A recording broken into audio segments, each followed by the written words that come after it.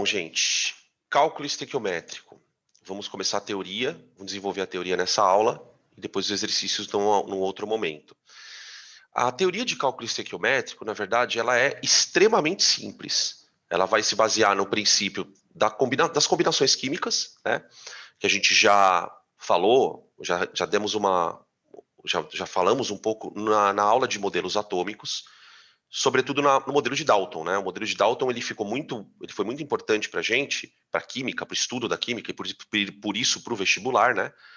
Porque ele estabelece de maneira bem clara que numa reação os átomos se combinam, não há destruição nem criação de átomos e quando se combinam o fazem segundo uma proporção definida. O cálculo estequiométrico vai usar esta proporção para prever o que vai acontecer no processo. Então, graças ao cálculo estequiométrico, eu consigo, por exemplo, fazer uma reação em larga escala sem desperdiçar reagente, né? Porque pensa, se eu sei que os reagentes se combinam numa proporção, o que pode acontecer quando nós não respeitamos a proporção? Sobra reagente, é o caso do excesso. Né? Uma das coisas que mais cai em vestibular é o excesso, e o excesso é o pessoal dá uma torcida de nariz. Então, qual é o segredo do cálculo estequiométrico? É olhar para uma equação química e, a partir das informações dela, você estabelecer a proporção. A proporção ela não é dada, ela não é entregue. É como se você tivesse que descobrir a receita de um bolo, sozinho. Tá? Como é que você vai descobrir? Olhando na equação química. E aí, o segundo passo do cálculo estequiométrico é, bom, eu olhei para a equação, eu achei a proporção, agora eu vou olhar a pergunta do exercício. A partir da pergunta do exercício, eu estabeleço uma regra de 3. Então, ele é um processozinho bem mecânico. Tá? Tanto é que o relato que os alunos acabam dando depois que entendem estequiometria, professor, estequiometria é fácil. Quando que não é fácil? Quando você ainda não pegou o jeito. Porque é uma situação que a hora que você pegar o jeito, você vai resolver praticamente todos os problemas. Né? Por mais que o problema de estequiometria seja complexo, difícil, ele tem um nível de dificuldade, não vai passar muito daquilo. Tá? E é um assunto que cai em todo o vestibular, você vai usar cálculo estequiométrico não só para resolver as questões de estequiometria, mas em outros assuntos. Tá? Então, qual é o nosso objetivo teórico? Por que a gente tem que ter uma aula teórica de estequiometria? Por duas coisas. Primeiro, eu vou mostrar para vocês como é que você tira proporções. E depois a gente vai fazer um estudo de casos. Então, os casos de estequiometria mais simples, os casos que envolvem rendimento, os casos que envolvem pureza e os casos que envolvem excesso. Então, é uma aula, na verdade, de apresentação de situações. E aí depois eu pego essas situações e a gente faz os exercícios, ok? Então, toda a aula vai se basear em uma única equação. Para a gente não ficar trocando de equação, ficar fazendo muita conta, a gente vai pegar uma equação simples e vamos olhar para ela a aula inteira. Tanto na questão de estabelecer as proporções, como nos estudos de caso. Todos os estudos de caso que vocês vão ver daqui a pouquinho estão relacionados a esse processo que vocês estão vendo. Esse processo é super famoso, ele é um processo que teve uma importância significativa na Segunda Guerra Mundial, no momento em que a Alemanha estava preparando seu exército. Né? Vocês devem lembrar um pouco da história da Segunda Guerra, né? Que pós-Primeira Guerra, a Alemanha, por uma série de imposições das outras nações, ficou proibida de estabelecer um exército. Né? Eles foram muito penalizados em relação ao que tinham feito na Primeira Guerra e estavam proibidos de estabelecer exércitos, enfim. Só que o Hitler, os nazistas, começaram a fazer aquilo meio que escondido. Né? Ele investiu bastante em infraestrutura. A Alemanha, na época de 1930, 33, né, que é quando eles chegam no poder, os nazistas, eles gastam um dinheiro absurdo construindo estradas, ferrovias, portos. Por quê? Eles já estavam pensando assim, bom, precisamos escoar nossas armas de guerra. E existia um problema, né, muito sério para a Alemanha resolver, que era o problema da amônia. Por quê? Porque a indústria de guerra precisava de pólvora para fazer os explosivos, as balas, né? E o problema é que para você produzir a pólvora, você precisa de nitrato de sódio, ou nitrato de potássio se usa também, nitrato de amônio. Os nitratos, eles são sais muito instáveis, né? Recentemente a gente teve um caso da explosão daquela... Foi na Síria? Eu não sei se foi na Síria, eu sempre falo sobre isso e eu acabo esquecendo o local.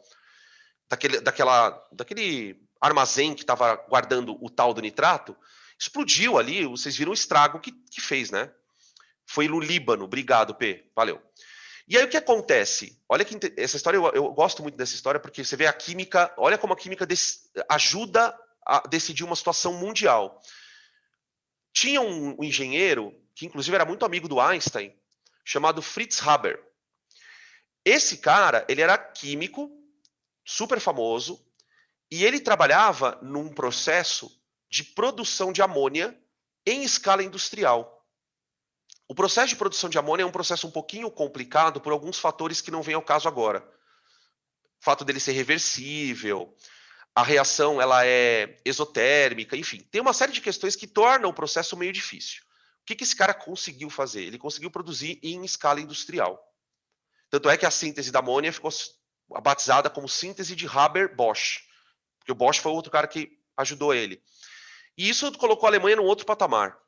Por quê? Ela converteu indústrias de... Tudo que era indústria química, eles começaram a pegar a indústria do cara, do dono da indústria. Se o cara tivesse uma orientação nazista, ele faria isso por livre e espontânea vontade. Se o cara não tivesse uma orientação nazista, ele era simplesmente dito para ele, olha, eu vou usar a sua indústria para a minha máquina de guerra, tudo bem? Ah, não, tudo bem, você está entendendo o que eu estou falando? Eu vou usar a sua indústria para mim. E acabava confiscando as coisas. E aí os caras produziram muita amônia, e a amônia é matéria-prima do nitrato. Tá? Então, por que eu estou contando toda essa história? Porque essa reação você vai encontrar ela em algum vestibular esse ano. Todo ano a gente encontra. Tá? Bom, quando eu olho para uma equação, a equação ela te conta duas coisas. A primeira que vocês estão vendo aqui, olha. A reação ocorre entre nitrogênio gasoso, hidrogênio gasoso, produzindo amônia gasosa. Nem sempre os estados físicos vão estar especificados, tá? Às vezes sim, às vezes não. Em problemas de estequiometria, geralmente eles costumam colocar o estado físico, porque o fato do cara ser gás ou líquido vai ter uma certa importância, tá? Quando eu olho para... Isso é a informação que a equação me dá. Só que a equação não está balanceada. Então, balancear uma equação é garantir o modelo de Dalton. Numa reação química, os átomos apenas se recombinam. Então, se eles se recombinam, há de se conservar a matéria. A matéria que eu tenho de um lado tem que ser igual à matéria que eu tenho do outro. Né? O que eu tinha no começo tem que estar no final. Então, balanceamos. Como é que eu balanceio a equação? Você tem dois métodos. Método 1, tentativa. Como é o método da tentativa? Tenta até balancear. A maioria esmagadora das equações serão balanceadas por tentativa. Porém, algumas equações de óxido-redução têm uma técnica de balanceamento particular, que a gente não vai discutir agora. Mas o balanceamento ele precisa ser feito, porque é ele que vai te dar a proporção. Então, usa-se o número que você quiser. A gente costuma usar os números inteiros possíveis, né, os menores. Então, eu vou colocar aqui o balanceamento. Opa, perdão. Eu vou colocar o balanceamento aqui. 3, 1 e 2. Tá. Balanceei. Às vezes a equação já vem balanceada no exercício, tal, aquele papo todo, né? Mas fica sempre ligeiro, que às vezes eles não balanceiam a equação e não falam, conforme a equação não balanceada. Tá? Bom, a partir do momento que você colocou os números, bom, esses números têm um nome, né? Vocês devem lembrar. Eles são chamados de coeficientes estequiométricos. Então, eu vou colocar aqui, só em um deles, tá? Coeficiente estequiométrico.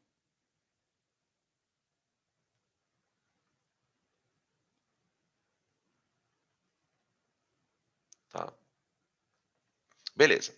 Esse coeficiente estequiométrico, ele já te dá de presente a primeira proporção. O coeficiente estequiométrico é a quantidade de moléculas que se combinam, concorda? Então eu posso dizer assim, por exemplo, para produzirmos 2 moléculas de amônia, eu preciso utilizar 1 molécula de nitrogênio e 3 moléculas de hidrogênio. Ok. Mas eu posso ampliar essa proporção para pacotes de moléculas. Eu posso dizer assim, veja, 3 pacotes de moléculas de hidrogênio reagem com 1 pacote. Ah, mas como é que você sabe que um pacote reage com 3? Porque cada pacote tem a mesma quantidade de moléculas. Então, aqui tem 600 sextilhões de moléculas.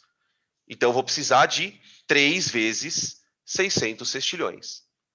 E aí eu vou produzir quantos pacotes de amônia? 2. 2, tá? E aqui acontece uma coisa que eu preciso chamar a atenção de vocês, que é uma confusão que alguns alunos também cometem quando olham para isso que estão vendo aí. Ó. Vocês estão vendo. Tem aluno que pergunta assim para mim, Dan, a matéria se conserva, né? A matéria se conserva. Se a matéria se conserva, não tem alguma coisa estranha ao dizer que 1 mol reage com 3 para formar 2? Não é muito estranho isso? 1 mol reagindo com 3 vai formar 2. Que raio de conservação é essa? É que o que está sendo conservado aqui são os átomos, né? Não as moléculas. Veja que, se você pensar em termos de moléculas, você pode dizer que 3 moléculas reagem com uma para formarem 2. A reação, ela não é uma mera junção. Então, uma reação é um lugar onde 3 mais 1 pode dar 2. Porque você transforma a substância. Agora, se você fizer uma contagem de átomos, aí você vai ver que se conservam. Veja, 3 moléculas de hidrogênio. 3 moléculas de hidrogênio contêm 6 átomos. Conta aí, 6 átomos. 1 molécula de nitrogênio tem 2 átomos. Então, do lado dos reagentes, você tem 8 átomos. 8. Se você olhar do lado do produto, cada amônia tem 4 átomos. NH3. Então, são 8 átomos também. Está conservado. Então, não acha que a conservação tem que ser no mol. A conservação tem que ser no átomo. Tudo bem? Beleza. Esta linha que você escreveu, ela se chama proporção molar. Proporção molar. Molar. Tá bom? Essa proporção molar pode ser transformada em outras proporções. Por exemplo, eu posso transformar isso em proporção de massa. Então, eu penso assim na minha cabeça, olha, 3 mols de hidrogênio tem uma massa. Qual é a massa de 3 mols de hidrogênio? 3 vezes a massa de 1 mol de H2. Essa massa molar, o exercício vai te dar. Ah, então dizer que 3 mols reage é a mesma coisa que dizer para o hidrogênio, né?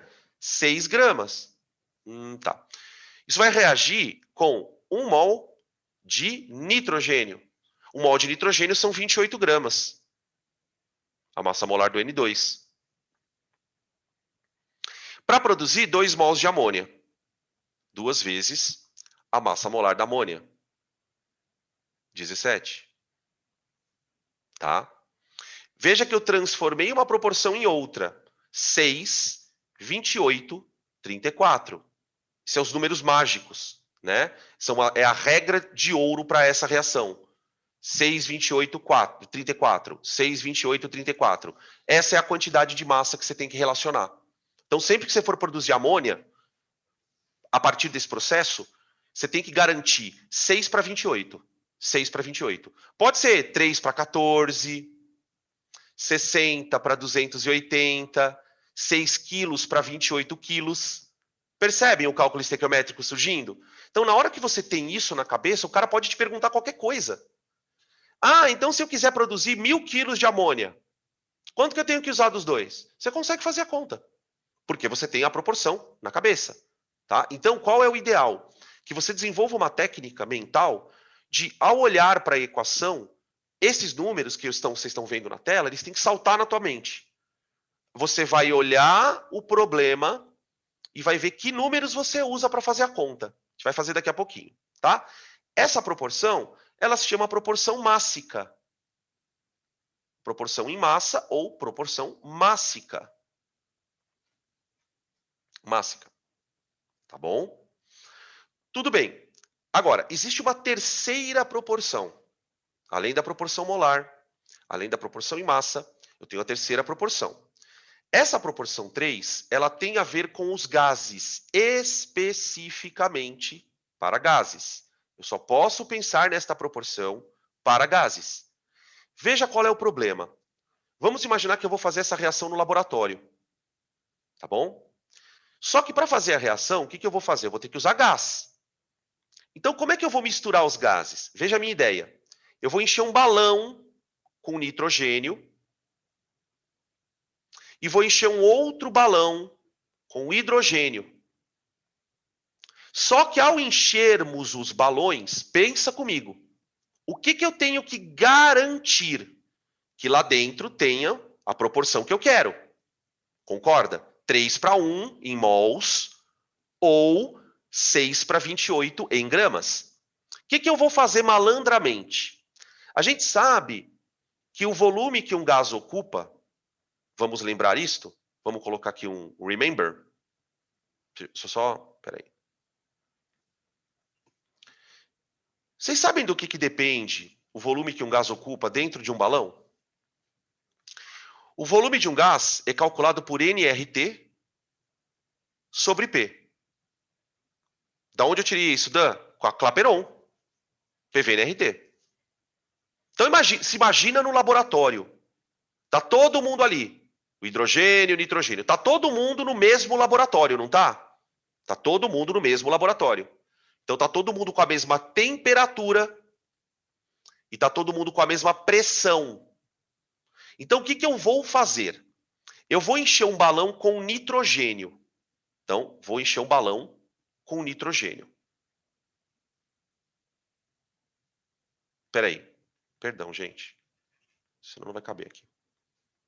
Então, vou lá. Pronto, amarrei. Nitrogênio.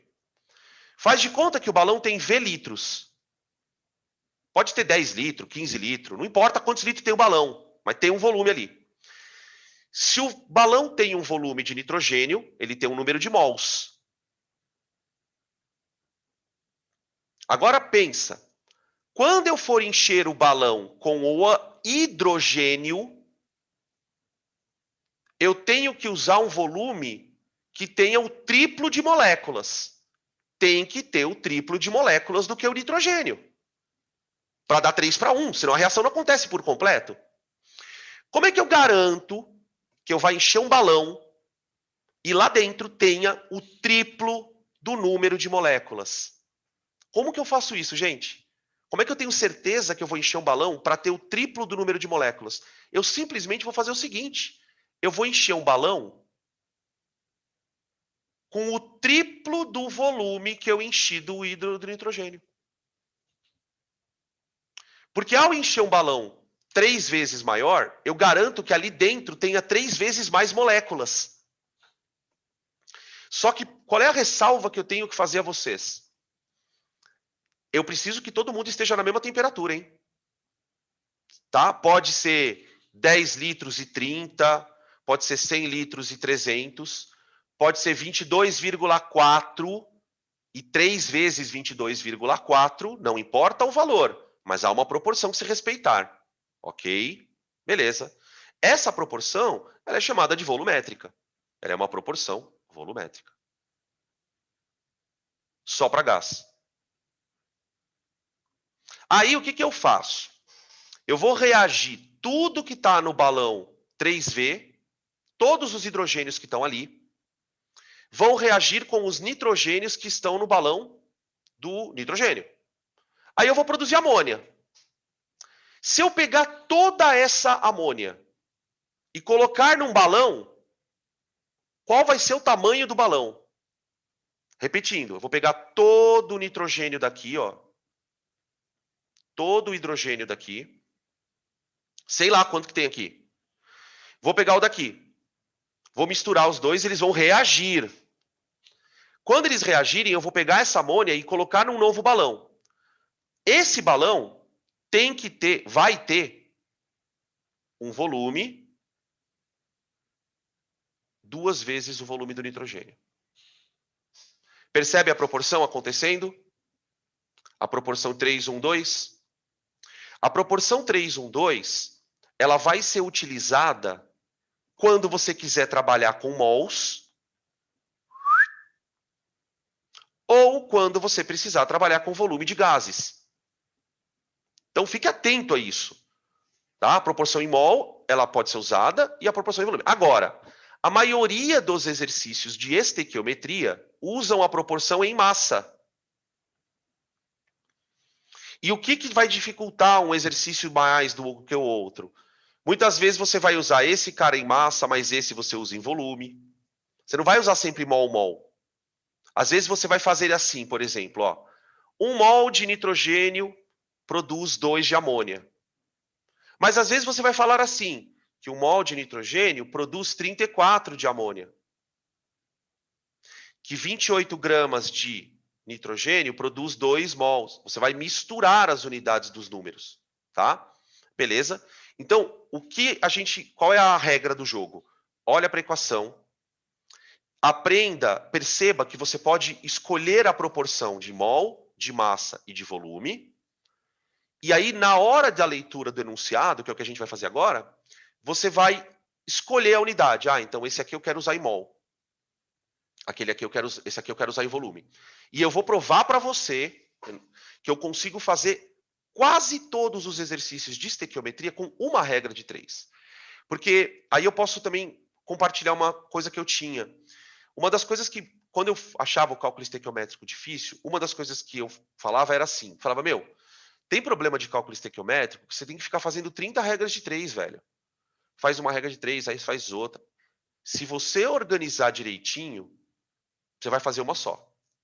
Uma só. Só que você precisa ter calma. E o que eu vou tentar mostrar para você é o que você tem que pescar do enunciado para fazer o exercício com uma regra. Porque isso é tempo, é precioso no vestibular. Né? Por exemplo, o Enem ele tem uma tradição de cobrar questões que envolvem várias etapas de estequiometria. Então, se você não está bem treinado, você até vai fazer a questão, mas vai ser um parto para você.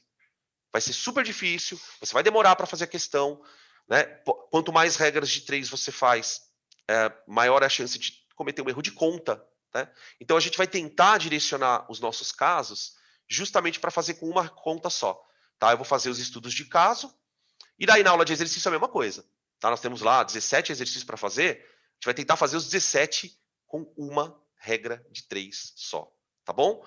Beleza, então bora lá. Não sei se vocês já tiraram print dessa tela. Para a gente passar para frente.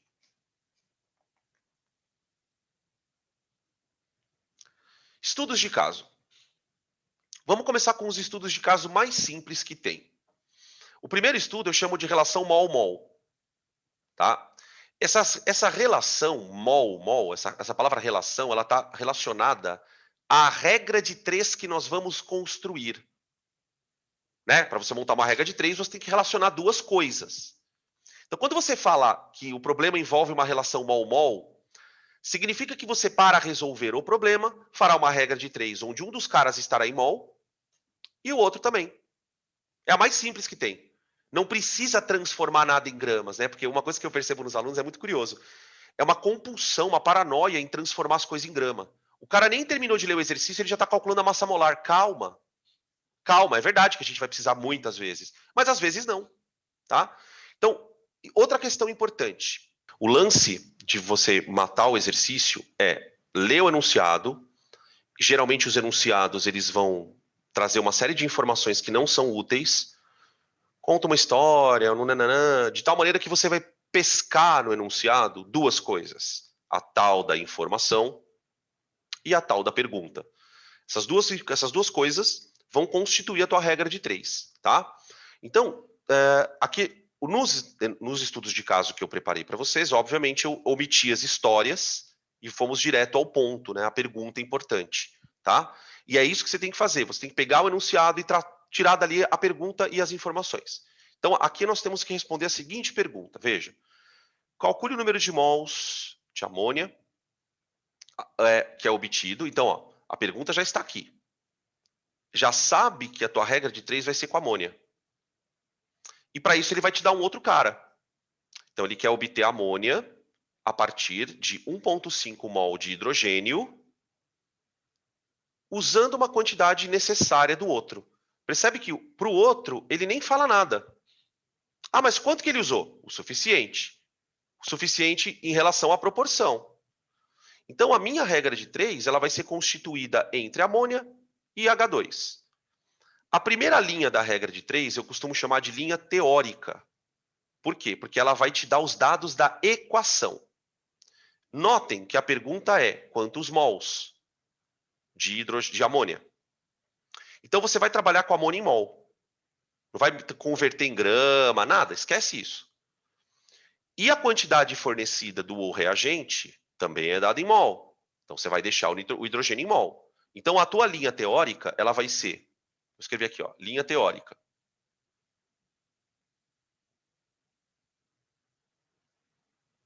A linha teórica diz para mim o seguinte, que 3 mols de H2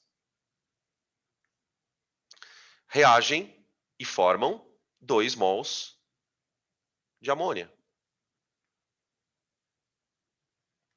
Tá? Primeira linha. A segunda linha é a linha do problema. A linha do exercício. Linha prática. Chama de linha prática. O que ele usou na prática? Foi 3 mols? Não. Ele usou 1,5. Como a proporção é fixa, segundo a lei de Dalton, né, que ocorre uma combinação numa proporção determinada, então a quantidade de amônia tem que ser proporcional. N. 3 para 2, 1,5 para N. Então, o N. E veja, ao usar 3 mols de hidrogênio, eu produzo 2 de amônia. Se nós usarmos a metade do hidrogênio teórico, você vai produzir metade da amônia prevista. Você previu 3 para 2. Aqui 1,5 para 1 mol. Tá? Geralmente os números que eles colocam nos exercícios são números que propiciam você olhar e não precisar fazer muita conta. Tem um outro exercício que é mais chato, umas continhas menos redondas, né? Mas, no geral, é assim que se faz. Então, pega as informações. Todo problema é assim, gente. O que vai mudar aqui, a priori, são as unidades. Tá? Tranquilo? Sigamos para o próximo caso. Pode tirar print para a gente ir para a segunda relação. A segunda relação é uma relação mais comum de aparecer em exercícios. Né? Peraí. 0,5 aonde? Peraí, que eu fiz conta errada? Deixa eu ver aonde. Aqui. 3 mols está para 2, assim como 1,5 está para x. Onde que foi que eu fiz a conta errada? Tá certo, né? Ah, tá, beleza. Tá certo. No N2... no N2 seria, perfeito. Concordo com você, porque é 3 para 1, então 1,5, meio. Né? Essa quantidade, inclusive o que você está falando, na verdade, é a quantidade suficiente de nitrogênio a qual ele se refere. Né? Quanto é essa quantidade suficiente? Meio mol. Né? Porque se 3 reagem com 1, 1,5 reage com meio. Gente, vocês não têm noção de como isso vai ajudar a vida de vocês na aula de equilíbrio químico. Aquela bendita tabelinha para calcular constante de equilíbrio, ela é feita a partir do cálculo estequiométrico. Então, se o aluno às vezes tem dificuldade aqui, chega lá e trava. Fala, meu, o que eu estou fazendo aqui? Como assim? Tá? É isso que você falou, viu, Ni? Tá certinho. Fechou. Bom, próximo. Massa. Olhou para o exercício. Viu que tem pergunta de massa? Aí você tem que olhar para a massa molar. Aí é a hora de olhar para a massa molar. Tá? Qual a massa de amônia? Olha a amônia aparecendo de novo como X. Amônia é nossa incógnita. Produzida a partir de 7 gramas de nitrogênio. Então, é uma relação massa-massa. Bom, o que a reação nos conta? Que 3 mols disso reagem com 1 mol disso, produzindo 2 disso. Se fosse uma relação mol-mol, eu não me preocuparia com as massas. Agora, para montar a minha regra de 3, eu vou trazer massas à discussão. A minha regra de 3 ela vai ser entre o nitrogênio e a amônia. Então, ao invés de... Então, vamos escrever aqui, ó, linha teórica.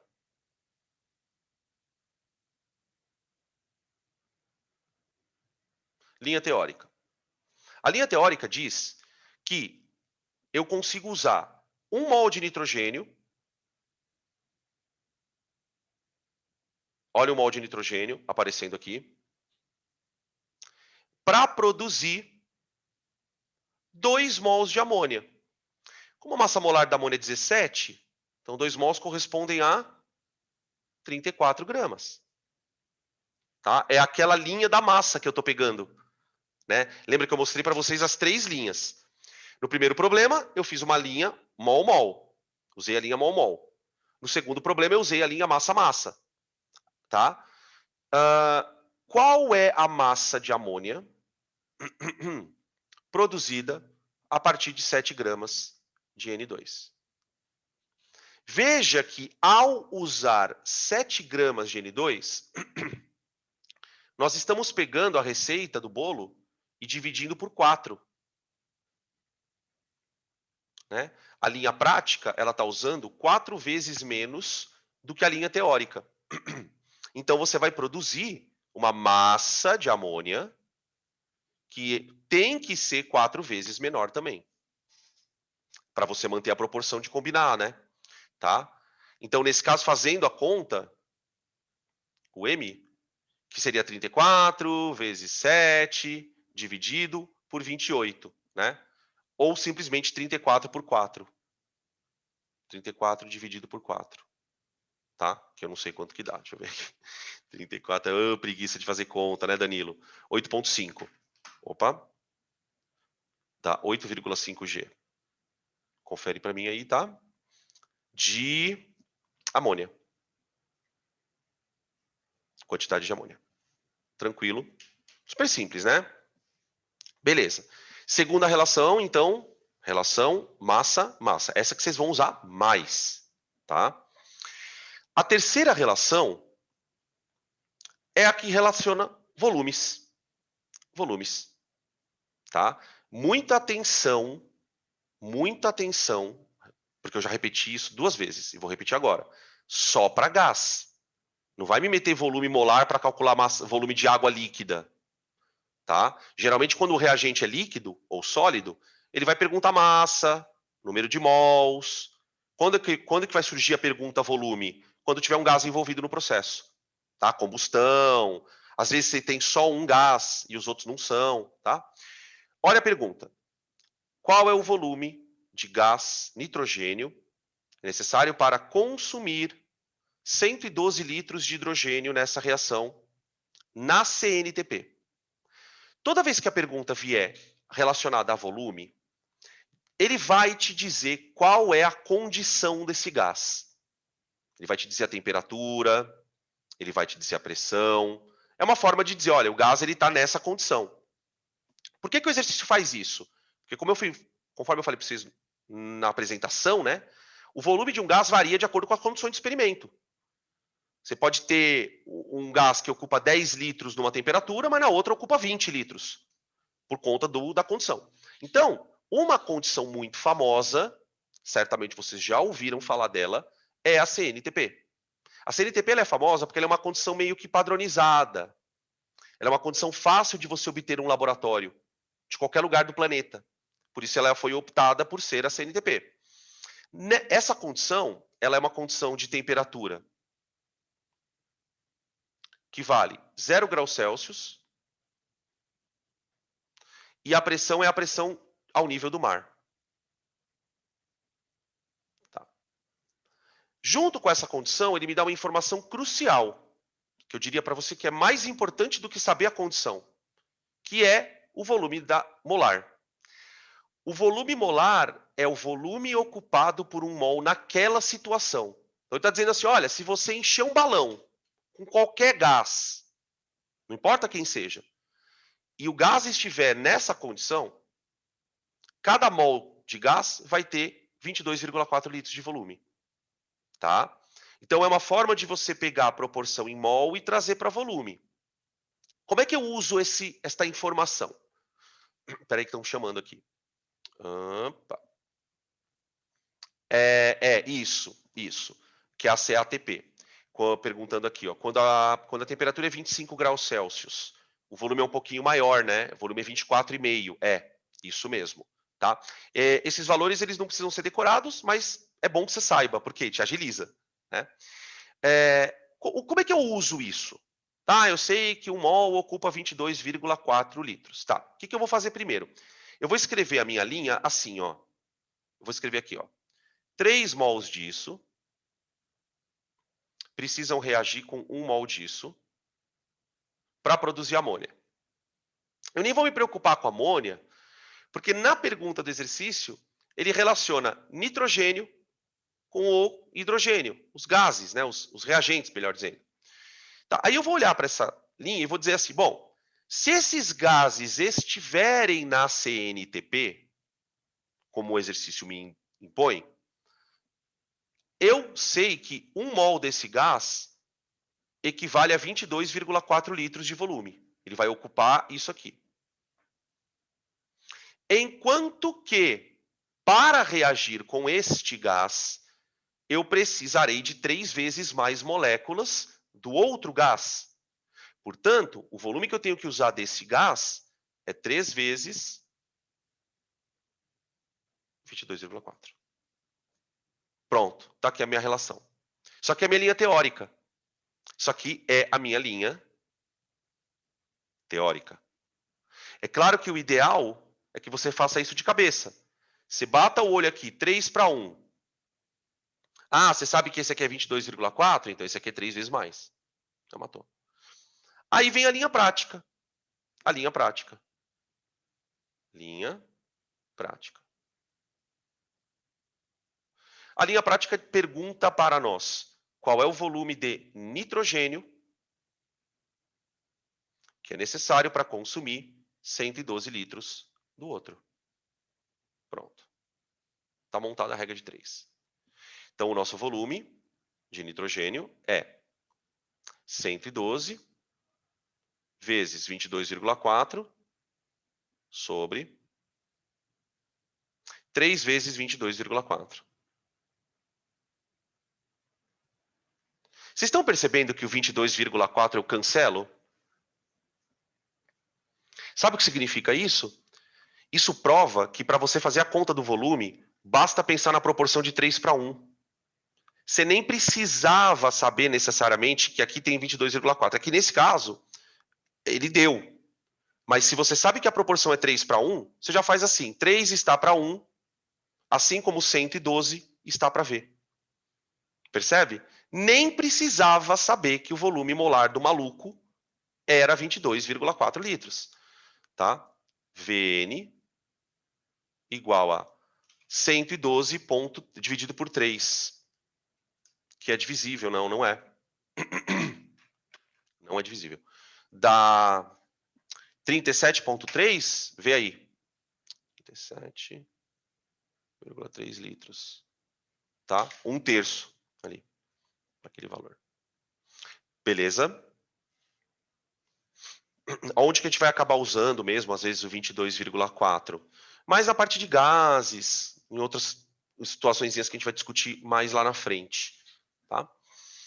Beleza, relação 3. Então, essas 3 relações, elas têm uma coisa em comum. Né? Uma foi mol-mol, a outra foi massa-massa, e agora foi volume-volume. Elas estão usando a mesma grandeza para as 2 espécies que você relaciona. Eu posso criar relações diferentes, massa-mol, volume-mol, e assim por diante. Tá? Massa-volume. E então, a gente vai meio que dar uma explorada nessa situação. Aqui, ó. Isso aqui é uma relação bem comum, tá? Problemas que têm relação massa-mol são bem comuns também. Assim como massa-massa. tá? Porque massa é uma coisa mais prática, você consegue pesar na balança, enfim. Então eles gostam de perguntar. Qual a massa de amônia? Então a minha amônia vai ser o meu X, que é produzida a partir de 5 mols de nitrogênio. Então veja, o nitrogênio tem que estar em mol. Então eu já vou escrever assim, ó, já vou montar a minha linha teórica.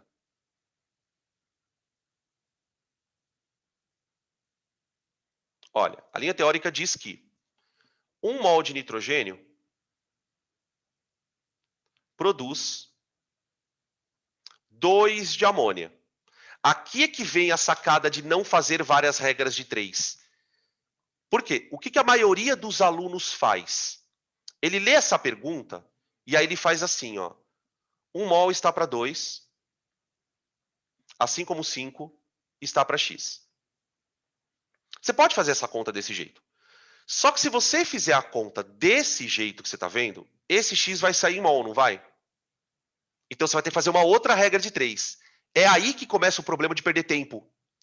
Então o que você faz? Você se acalma e ao invés de escrever 2 mols aqui, coloca esta informação já em massa.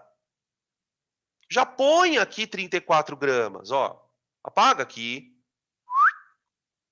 E põe 34. Ah, mas não pode. Claro que pode. O que você não pode misturar é a unidade aqui, ó.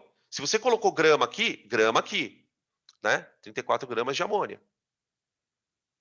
Tá?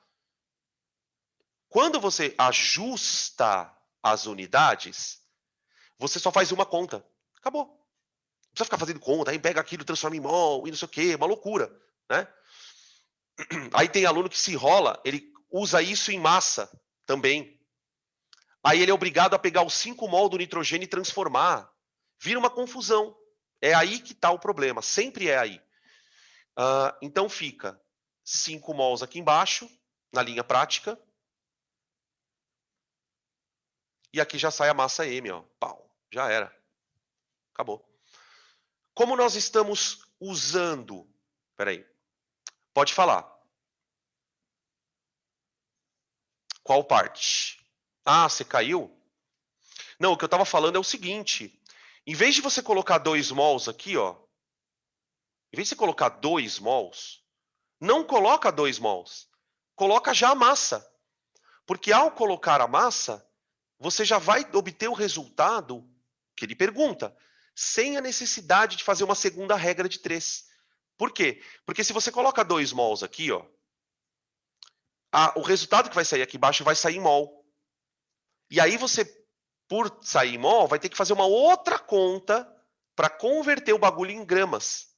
Foi isso que eu estava comentando. Não sei se chegou a pegar todo esse comentário. Tá? Então, ajustem as unidades. Ajusta. Ah, eu quero mol de um lado e grama do outro. Não tem problema. Pode mandar bala. Beleza. Aí o que eu estava comentando depois. Eu utilizei 5 vezes o que a linha teórica manda. Como se você estivesse fazendo 5 receitas. Uma receita, 1 mol de nitrogênio, produz 34 de amônia. 5 mols vai produzir 5 vezes mais.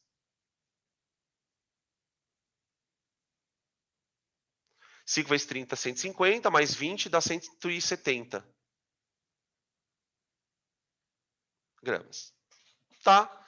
Então você tem relações massa-massa, mol-mol, e misturando grandezas. Beleza? Questão, relação 5. Quinto estudo de caso. Uma outra para misturar unidades.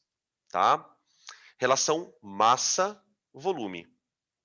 Qual a massa de amônia produzida a partir de 112 litros de hidrogênio na CNTP? Bom, na CNTP a gente já sabe que 1 mol ocupa sempre 22,4. Então, se você quer usar o volume, por exemplo, o que muitos alunos fazem nesse momento? Eles pegam esse volume e já transformam em mol.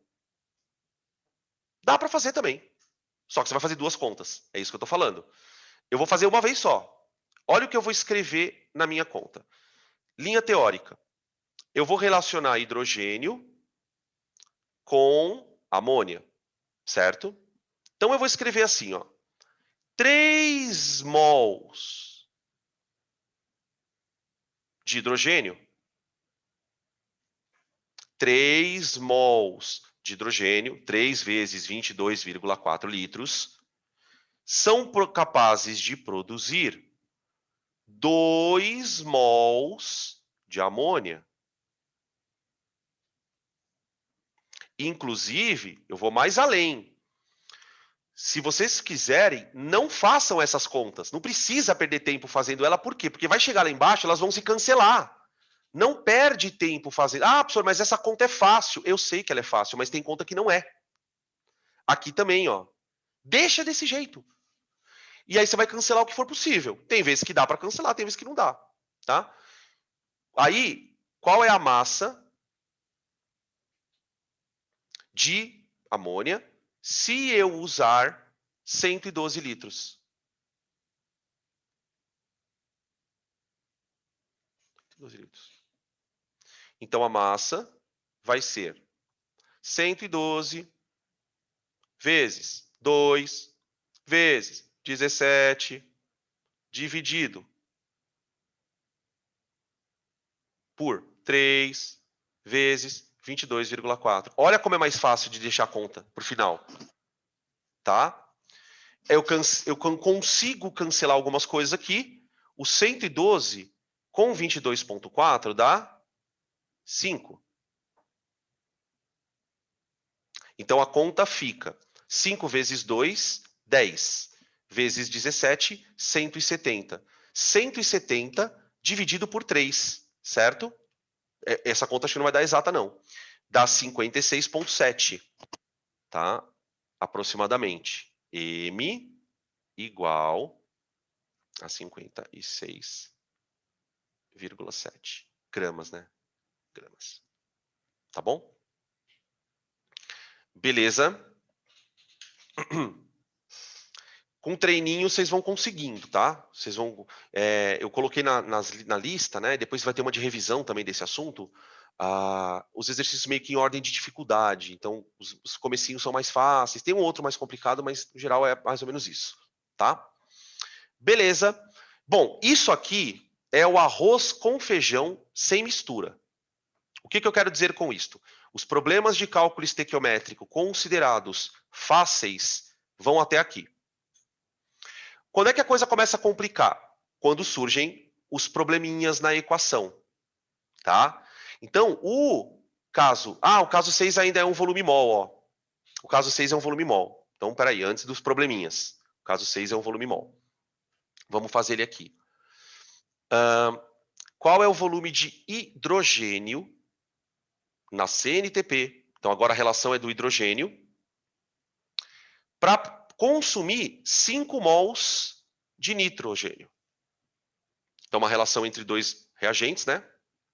E um é volume e o outro é mol, tá? Então, vamos lá. Relação. 3 mols de hidrogênio. 3 mols de hidrogênio. Eu só estou usando 22,4 porque o exercício me disse que era na CNTP. Me disse. Então, 3 mols de hidrogênio reagem com 5, aqui sim mol, né, mesmo, de nitro. Aliás, 5 não, né?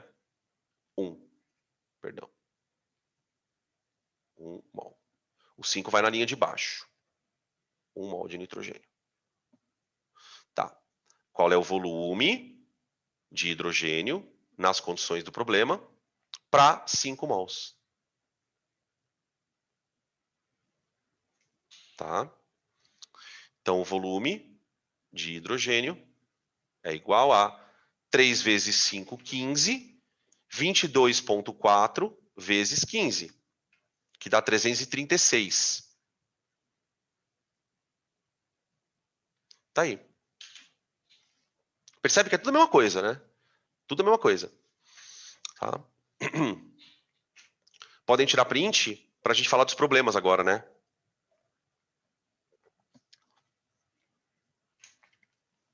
Vamos lá.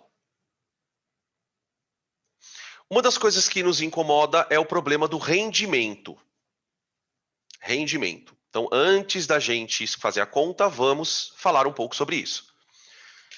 Rendimento está sempre... Se você pensar na palavra rendimento, né, no contexto mais geral, ela está muito associada à meta. Você só pode dizer se uma coisa teve bom rendimento ou não se você tem uma meta para comparar. Né? Então, por exemplo, o meu rendimento nessa semana não foi bom comparado com o da semana passada, porque você tem uma expectativa e aí quanto você chega perto dessa expectativa, né?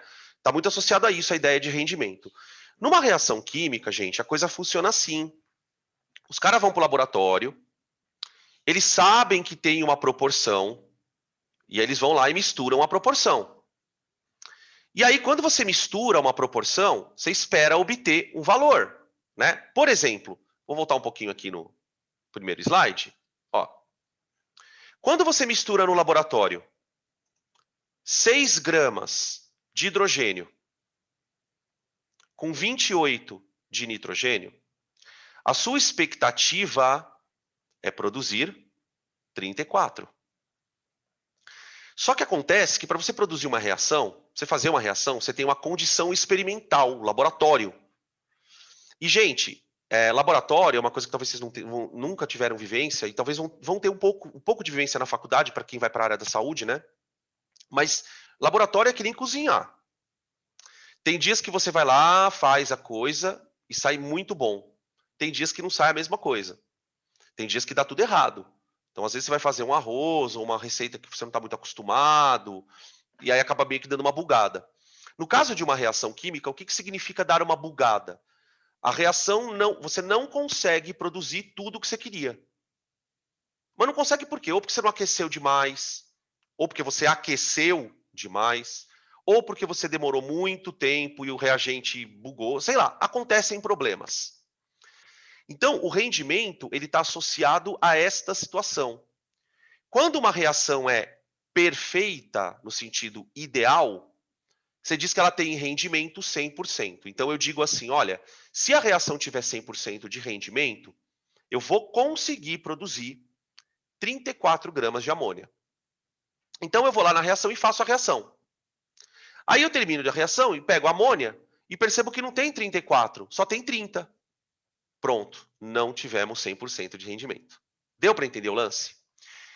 Como é que isso aparece em perguntas? Vamos voltar lá no estudo de caso. Ou ele vai te pedir uma massa e te dá o rendimento, item A, do caso 7, ou ele te dá a massa produzida e pede o rendimento.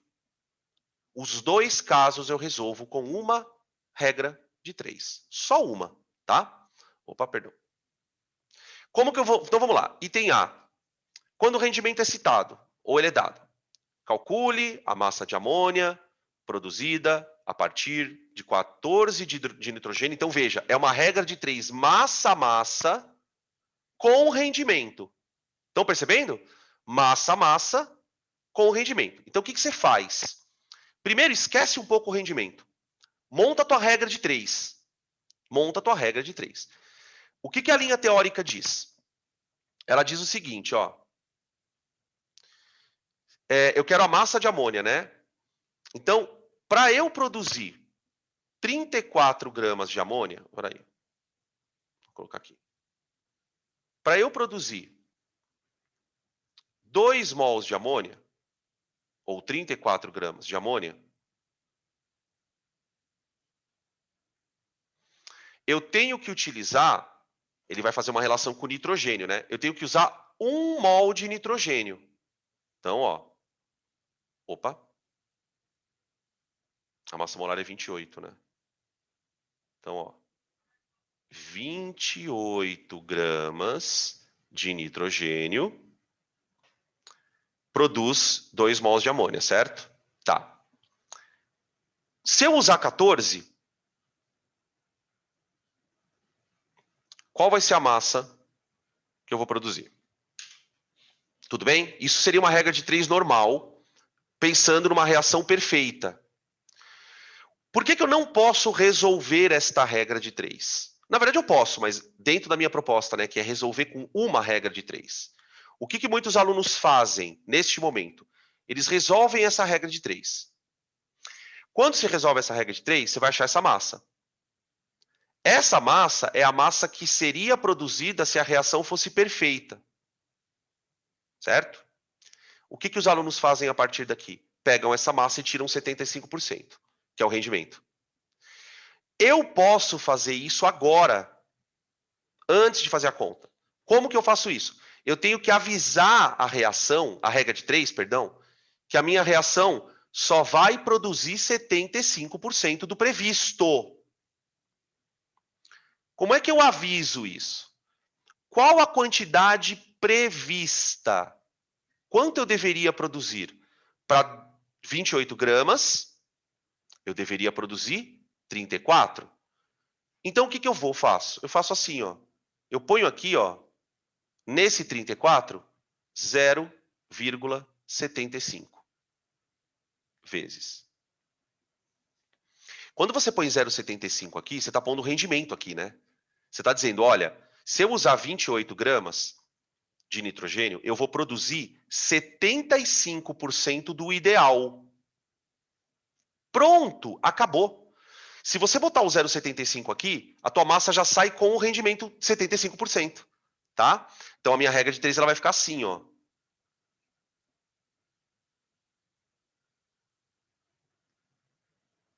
Tá?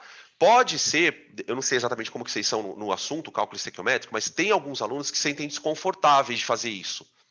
Assim, não sei, professor, isso é meio complicado, eu não faço. Vou te dar um conselho. Tenha paciência com isso e faça, treine, porque isso vai ficar que é exatamente a história de você fazer a segunda regra de 3, tá? Que é exatamente a história de você fazer a segunda regra de 3. Você vai botar o 0,75 aqui. Você vai botar o 0,75 aqui, tá? Dá na mesma, beleza? Aí, bom, vamos fazer essa conta aqui. Vamos fazer esta conta. Olha, 28 produz isso, né? Quando ele usa 14, ele está usando metade da receita. Então, a minha massa de amônia, ela tem que ser 0,75 vezes 2 vezes 17, só que metade disso, né? A metade disso, ó, por conta da proporção. Estou fazendo metade de uma receita. Então, se eu estou fazendo metade de uma receita, né? Eu vou produzir metade de um bolo, que seria o produto, tá? Cancela aqui, ó, o 2 com o 2, né? E aí fica 17 vezes ponto 75, 3 quartos. Dá 12,75. Confirma para mim se for isso mesmo. 12,75 gramas. Tá? Beleza? Tá aí. Podem tirar print para a gente fazer o item B.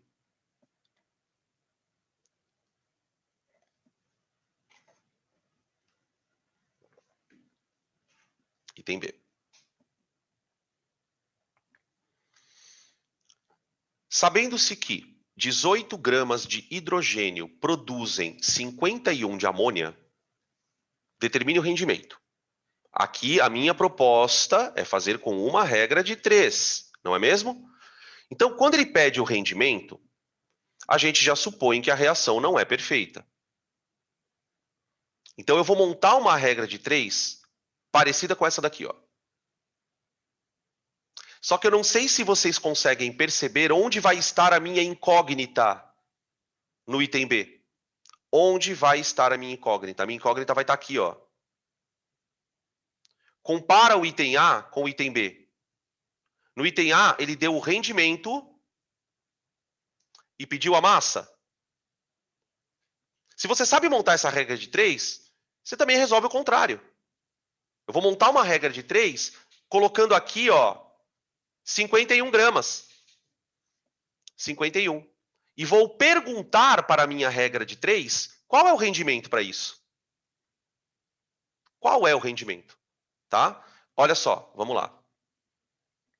A relação é massa-massa, né? É massa-massa. Então, ó, 3 mols de hidrogênio produzem 2 mols de amônia com um certo rendimento X. Vou chamar de rendimento P. Só que pode, por exemplo, se o rendimento for 50%, aqui está 0,5. Se o rendimento for 30%, aqui é 0,3. E assim por diante. Tá? Eu estou procurando isso. Tá? Se eu utilizar 18 gramas de amônia,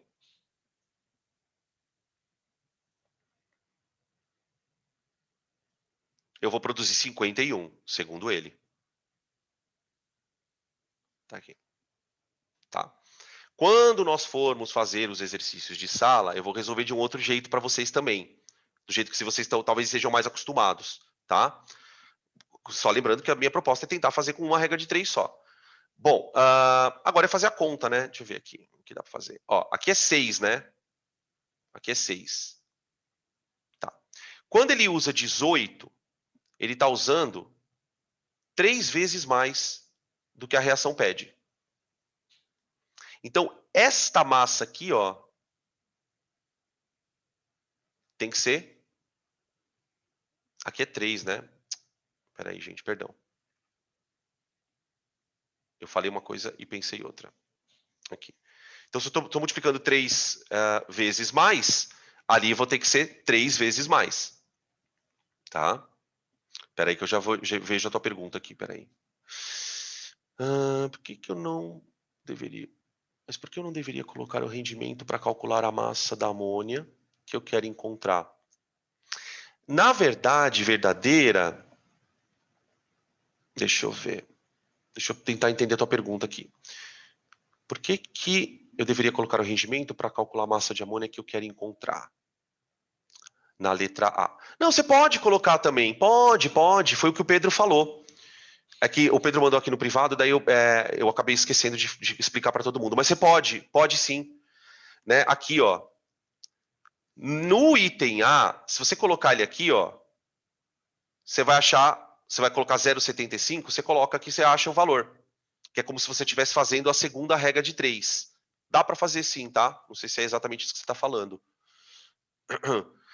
Agora, deixa eu pensar uma coisa aqui também. Deixa eu só ver uma coisa que eu posso... Deixa eu ver se eu posso te falar isso que eu estou pensando. Calcule a massa de amônia... não vou nem te falar o que eu pensei aqui, porque não vai dar... Você entendeu? Tá? Qualquer coisa me chama de novo aqui. Vamos lá, então. 51, olha como é que eu vou fazer essa conta. 51 tem que ser igual a 3 vezes o número de cima, que é P vezes 34. P. Portanto, P é igual a 51 sobre 3 e 34 aqui embaixo. Confere aí. Deixa eu ver se deu isso mesmo. 51 dividido por 3 vezes 34. Aqui. Opa. 51 dividido por 3 e dividido por 34. Dá 0,5. P igual a 0,5. Toda vez que você fizer dessa maneira, o que vai acontecer é que o P vai dar um número quebradinho, né? Aí você transforma isso em porcentagem. Então, quer dizer, para que acontecesse isso que ele disse, o rendimento tem que ser de metade só. Quer dizer, você no fundo está produzindo metade do que você está dizendo. Né? 0,5 do que a reação acaba colocando como regra, tá? Tudo bem? Rendimento é isso, tá? São as duas situações que você pode encontrar. A questão da pureza também vai aparecer associada a isso, tá? Vamos então para o próximo caso, caso 8. Caso 8. O caso 8 é o mais chato que tem. A situação envolvendo excesso, tá? O problema do excesso é o mais comum porque é o mais próximo da realidade, né? O Enem, por exemplo, ele tem uma tradição muito feroz, né, de cobrar problemas de estequiometria, onde você tem ao mesmo tempo o reagente em excesso, numa reação que não tem rendimento 100%. Ele mistura as situações, né? Por que é difícil a questão do excesso? Porque não tem uma regra, tá? Eu posso ficar ensinando alguns macetinhos para vocês de como descobrir quem está em excesso, mas no fundo, você vai ter que ficar olhando números e perceber o excesso. Perceber. O problema é esse, tá? Então, eu vou trabalhar com duas situações. Vocês já vão entender por que a gente está pensando em duas situações. A primeira pergunta, uma coisa que você tem que ficar ligeiro no excesso é o seguinte. Sabe aquele ditado que fala que quando a esmola é muito, o santo desconfia? Até aqui, até o problema 7, a gente estava resolvendo questões onde ele me dava uma informação e me fazia uma pergunta, certo? Dá uma olhada no item A. Calcule a massa de amônia produzida a partir da reação de 14 gramas de nitrogênio e 2 de hidrogênio. Sacou? A história do quando a esmola é muito, o santo desconfia? Por que eu precisaria de 2 reagentes para calcular a massa de um produto, se para fazer a regra de 3 eu só preciso de 2 coisas? Porque provavelmente um desses reagentes deve ter sobrado na reação. Na hora de colocar as massas, a pessoa que colocou as massas não se atentou à proporção e ele colocou a massa de algum deles tem uma massa maior do que deveria estar. Qual é o problema? Se você, na hora de fazer a regra de 3, pegar esse cara em excesso e fizer a conta com ele, teu valor vai dar errado. Então, quando o problema envolve excesso, o que você tem que fazer antes de resolver a questão? Descobrir quem está em excesso. Por quê? Porque aquele dado do cara que está em excesso tem que ser desconsiderado. Você vai usar apenas o reagente que foi consumido por completo. E é aí que está o problema, porque às vezes os alunos têm dificuldade de enxergar quem está em excesso. Por exemplo, eu já cheguei a pensar, na minha tola ignorância, que quem está em excesso é quem tem maior massa. Ele está em maior massa, ele está em excesso. Não é por aí. Você tem que ver a proporção dos caras. Às vezes, quem está em excesso é o que tem menos. Tá? Como que se faz isso? Bom, no item A, ele deu a massa de 14 gramas de nitrogênio e 2 gramas de hidrogênio, certo? Tá. Como as relações estão em massa, eu vou primeiro escrever a minha relação teórica em massa. Veja, para eu produzir 6 gramas de hidrogênio, 6 gramas são 3 mols, tá? Para eu reagir 6 gramas de hidrogênio, eu preciso fazer isso usando 28 desse cara, que é 1 mol. E isso vai me produzir, com 100% de rendimento, desde que tenha 100% de rendimento, 34 de amônia. Tá. A pergunta do exercício era: qual a massa de amônia que eu quero produzir se eu usar 2 e 14? Certo? Então fica claro aqui que ou eu vou fazer a regra de 3, amônia, nitrogênio, ou eu vou fazer a regra de 3, amônia, hidrogênio. Quem eu vou usar? Quem não estiver em excesso. Tá? Como é que eu resolvo esse problema? Bom, vocês percebem que as quantidades usadas do hidrogênio e do N2 são menores do que a proporção, não é? A proporção é 6,28. Ali é 2,4. 2,14. Tudo bem. O que você vai olhar e perceber? Bom, ao usar 2 gramas, eu estou usando 3 vezes menos. Estou usando uma quantidade 3 vezes menor.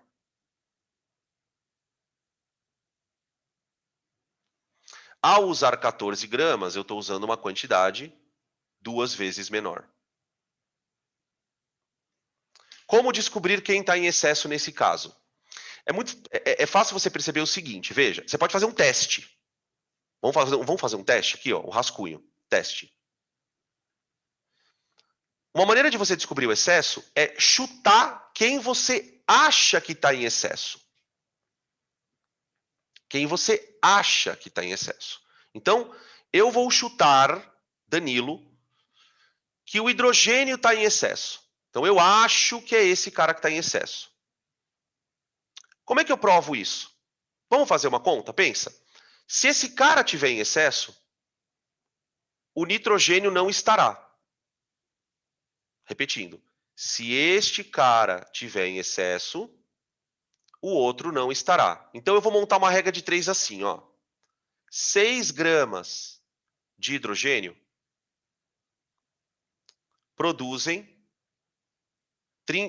reagem com 28 de N. Não é isso? Quanto de hidrogênio seria suficiente se eu quiser reagir 14?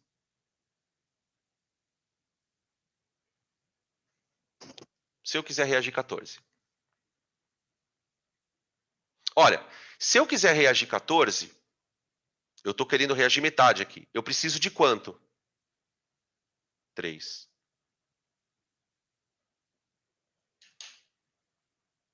Tudo bem? E aí, gente? O hidrogênio está em excesso ou não?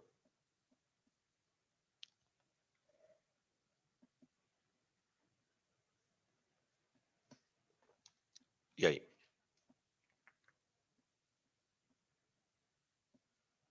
O que vocês acham? Hidrogênio em excesso ou não? Porque se o hidrogênio tiver em excesso, eu já nem uso ele na conta. Não. Também acho que não. Sabe por quê, gente? Quanto eu estou usando de hidrogênio? 2. Quanto eu precisava? 3. Então está faltando hidrogênio. Está faltando. No meu teste está faltando. Se está faltando hidrogênio, é porque quem está em excesso? O outro. O outro. Tá? Toda vez que você escolhe alguém para fazer o teste, ou você está escolhendo quem está em excesso, ou você está escolhendo quem está faltando. Se você escolher quem está faltando, você sabe que o outro está em excesso. Se você escolher quem está em excesso, der a sorte de escolher quem está em excesso, você já vai descobrir uma massa em excesso e já vai falar, opa, esse cara eu não posso usar na conta. Então, aqui eu preciso fazer um outro comentário. Isso aqui é o jeito mais trabalhoso de descobrir. Agora eu posso te ensinar um truque. É um truque. Quando você perceber que as massas são menores do que a proporção, saiba que quem está em excesso é quem foi dividido por um número menor. Esse cara aqui está em excesso. O cara que foi dividido por um número menor.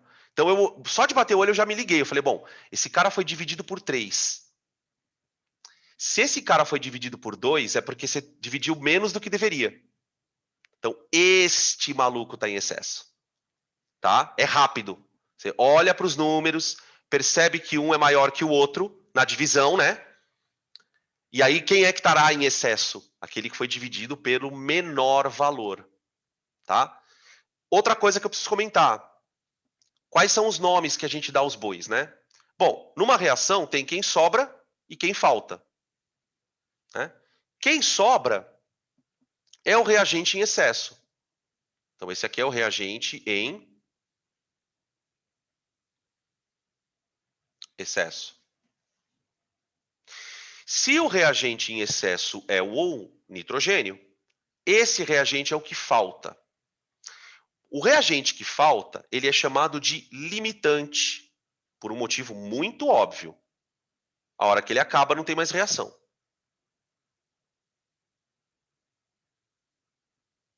Né? Eu gosto de comparar mais ou menos assim. Imagina que você está numa fábrica de bolo. Então você usa farinha, ovos, leite, fermento, açúcar, sal e óleo, que são os ingredientes básicos de um bolo, né? Aí acaba a farinha ou acaba o leite. Não precisa acabar tudo. Se acabar já era. Para tudo. Para. Deu para entender? Sempre dará certo. Hahaha. Danilo é foda. Só que toma cuidado com um detalhe. Por que tem item A e B?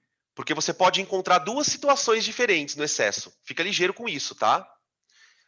A situação A é quando as massas dadas são menores do que a proporção.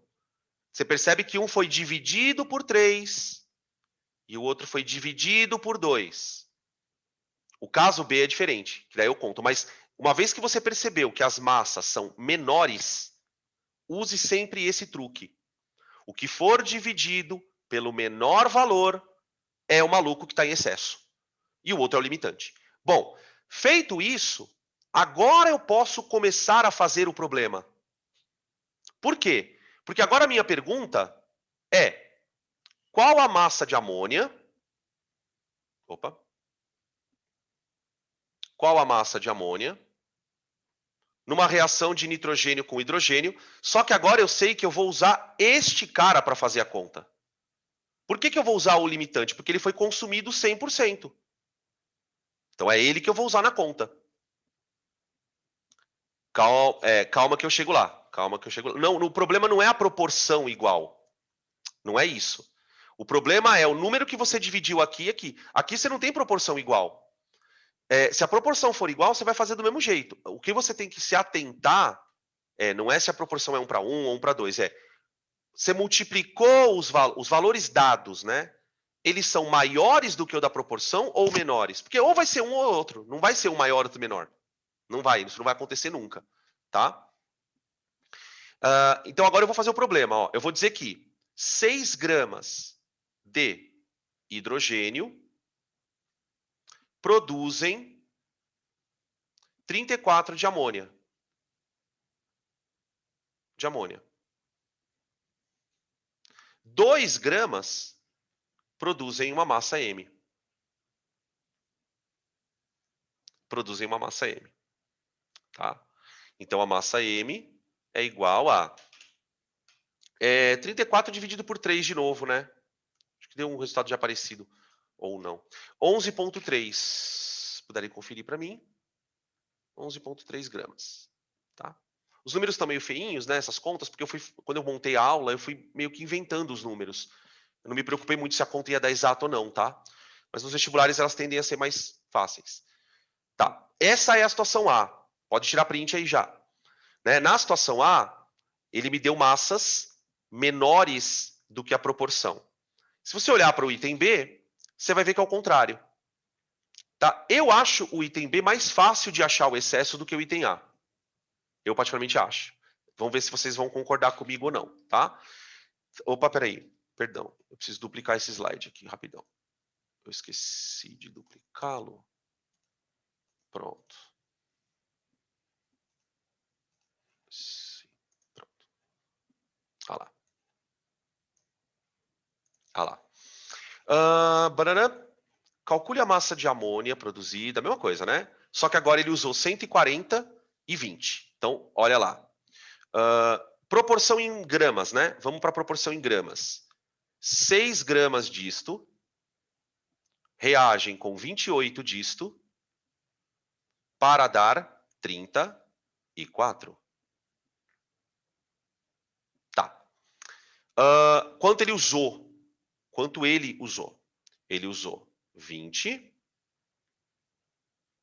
20? É 20? É 20. Ele usou 20 e ele usou 140 para produzir uma certa massa de amônia. Né? Quem está em excesso? Bom, vamos olhar para os números. Quando ele usa 140 para nitrogênio, ele está usando uma quantidade de massa 5 vezes maior. 5 vezes maior. Então, se a reação for Ok? Esse cara também tinha que ser multiplicado por 5 para dar tudo certinho. Só que olhando o valor, eu percebo, fazendo uma conta grosseira, que ele foi multiplicado por 3 e pouquinho. 3,5, por aí. E aí, quem está em excesso? Quem está sobrando?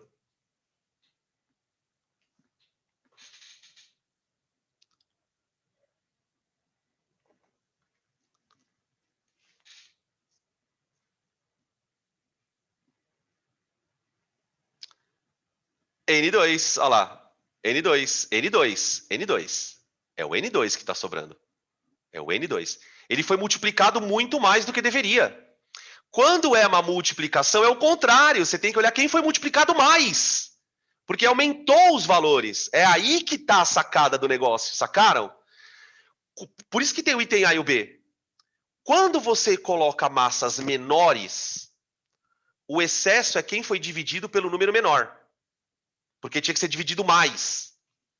Quando você aumenta as massas, que os dois têm que aumentar o mesmo tanto. Aquele que aumentou a mais, aumentou excessivamente. Então, para você manter a estequiometria, esse é o termo que a gente usa, né? Ou você multiplicaria os dois por 5, ou você multiplicaria os dois por 3 e pouquinho. Agora, multiplicar um por 3 e outro por 5, aí é sacanagem, porque o do 5 ele vai muito mais. Então, esse cara está em excesso.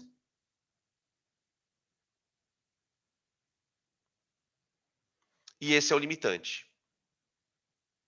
Ficou claro isso, gente? Isso aqui é muito delicado, mas eu vou dizer para você, se você entender isso aqui, você vai virar uma máquina de devorar exercício de estequiometria. Vai ser ridículo para você, vai ser ridículo. Você vai falar, meu, pode mandar, pode mandar. Porque isso aqui é a parte mais difícil da história, tá? Eu sugiro que se você não entendeu isso, no limite, marca um plantão e vamos discutir isso, tá? Tenta você e pega uma reação qualquer, inventa números e tenta descobrir quem está em excesso. Faz isso umas 2 vezes para ter certeza do que está fazendo, tá? É importante. Bom, então o nosso limitante é esse aqui. Eu vou usar ele para fazer a conta de novo, né? Então, ó, 6 gramas de limitante produzem 34 do produto.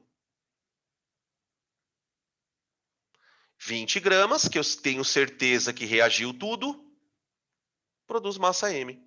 Vai dar quebrado o número, não tem problema nenhum também. 20 vezes 34 dividido por 6. Dá 113,3.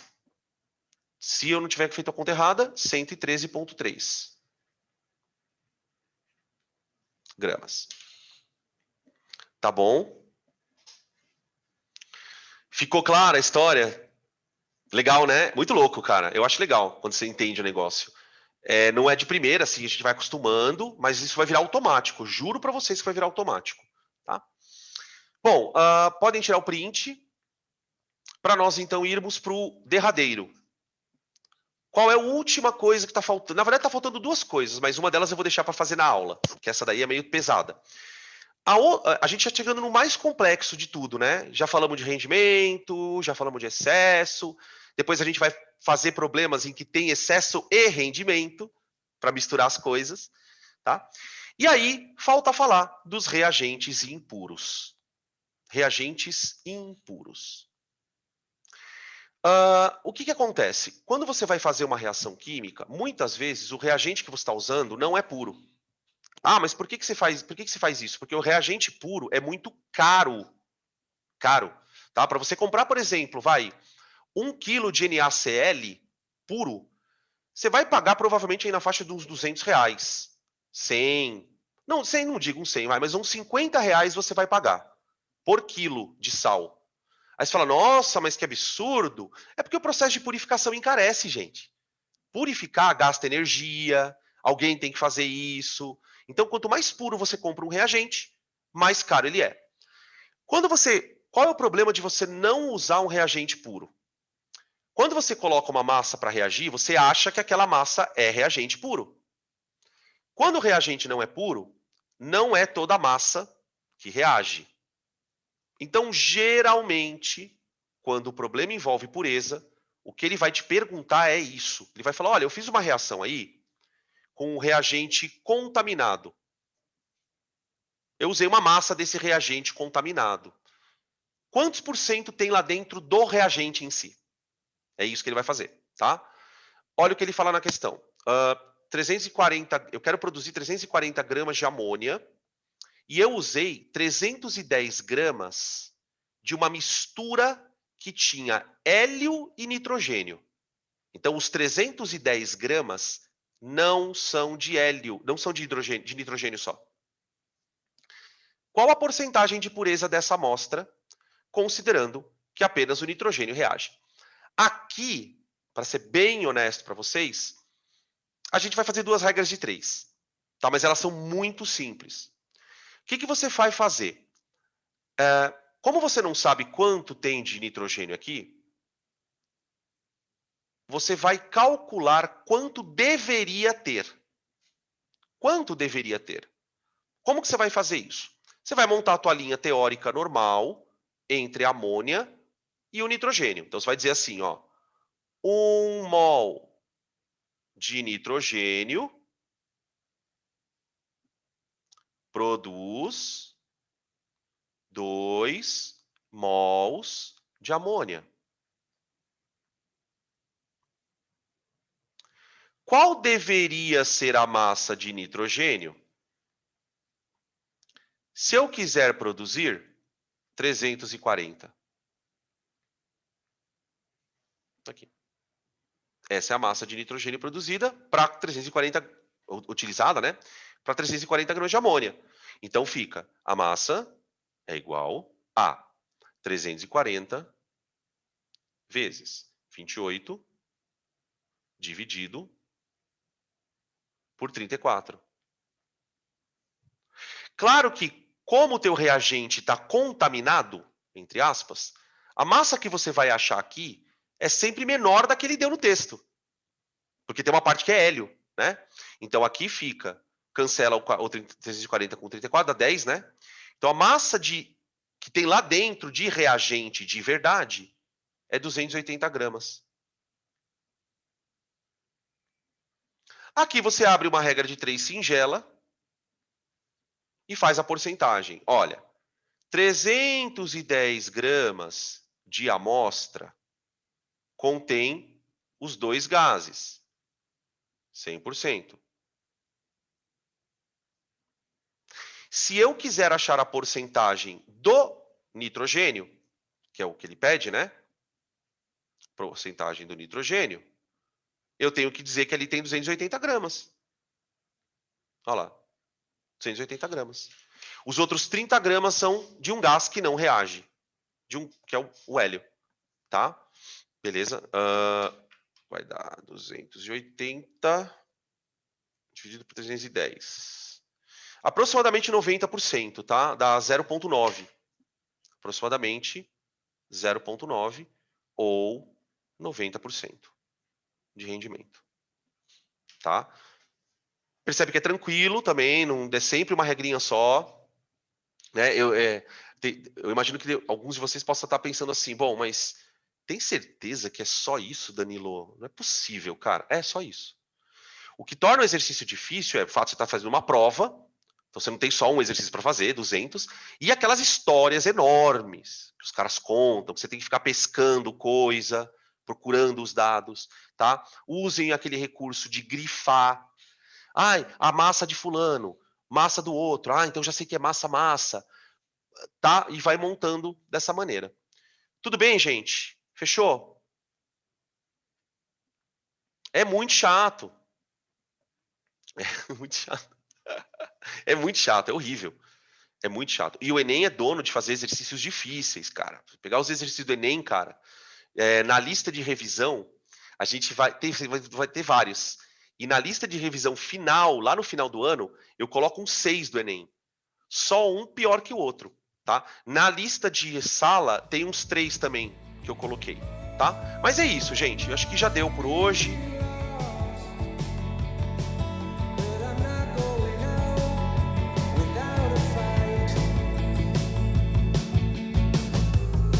Remember when